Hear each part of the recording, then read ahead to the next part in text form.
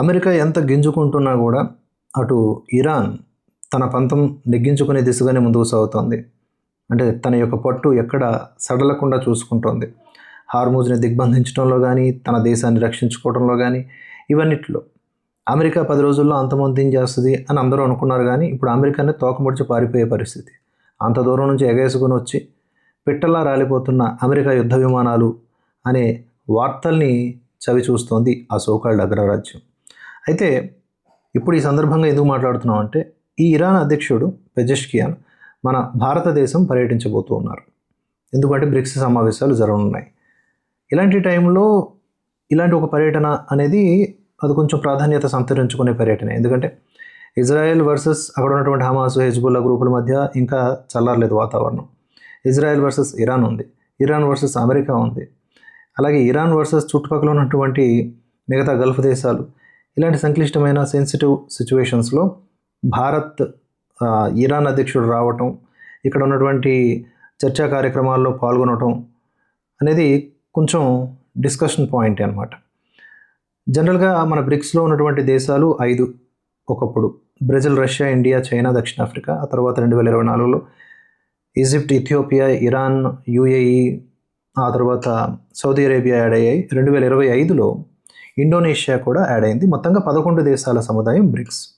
ఇందులో భాగంగా ఆయా దేశాలు అంటే ఒక్కొక్కసారి ఒక్కొక్క దేశంలో ఈ నేతలందరూ కూడా సమావేశమై ఒక బెల్ట్ లాగా తమ కార్యక్రమాలు, తమ దేశాభివృద్ధి అనేది సంయుక్తంగా నిర్వహించుకుంటూ ఉంటారు.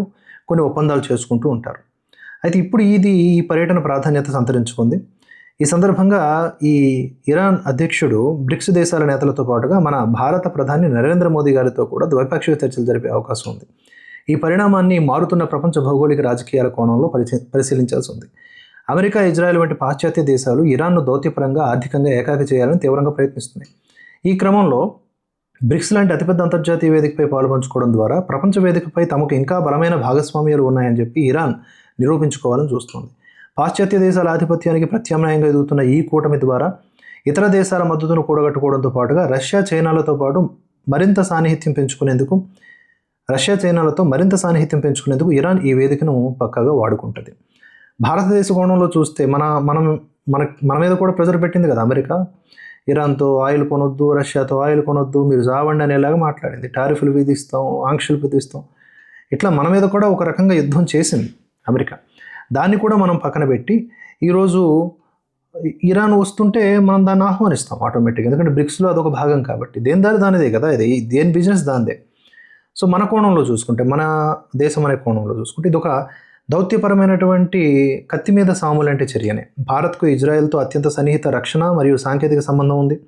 ఇరాన్తో చారిత్రక వ్యూహాత్మక సంబంధాలు ఉన్నాయి. ఎవరి పక్షం వహించకుండా ఒక బ్యాలెన్స్డ్ విధానాన్ని పాటిస్తూనే, ఇదే వేదికగా ఉగ్రవాదాన్ని ఖండిస్తూనే భారత్ దౌత్య నైపుణ్యాన్ని ప్రదర్శిస్తూ ఉంటుంది. ఇప్పుడు కూడా అదే చేస్తుంది.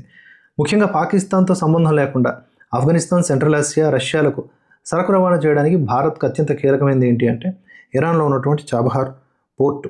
దాని భద్రతా కార్యకలాపాలపై ఈ పర్యటనలో ఇరు దేశాలు దృష్టి సారించేటటువంటి అవకాశం ఉంది. ప్రత్యేకించి మోదీ గారితో మీటింగ్ అంటే దీని గురించి మాట్లాడతారు.